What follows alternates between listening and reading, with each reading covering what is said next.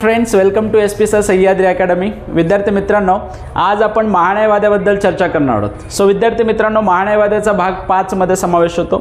कलम 76, महान्यायवाद्यांची नेमणूक राष्ट्रपतींद्वारे केली जाते. राजीनामा राष्ट्रपतींकडे दिला जातो. पात्रता सर्वोच्च न्यायालयाच्या न्यायाधीशाप्रमाणे असणं आवश्यक आहे. शपथ राष्ट्रपतींद्वारे. याच्यामध्ये सर्व गोष्टी राष्ट्रपतींच्या मर्जीने धारण केल्या जातात. त्यानंतर महान्यायवादी हे केंद्र सरकारचा कायदेशीर सल्लागार असतात. सरकारी वकील आपण त्यांना संबोधू शकतो, पण ते खाजगी प्रॅक्टिस देखील करू शकतात. विशेष अधिकार, संसदेच्या दोन्ही सभागृहांच्या सदस्यांना जे विशेष अधिकार आहेत ते महान्यायवाद्याला उपलब्ध असतात. जसं की कामकाजामध्ये भाग घेणे, बोलणे, मत मांडणे, पण त्यांना कुठेही मतदान किंवा मत देण्याचा अधिकार नाही आहे. म्हणजे मतदान प्रक्रियामध्ये ते सहभागी होऊ शकत नाहीत. ओके.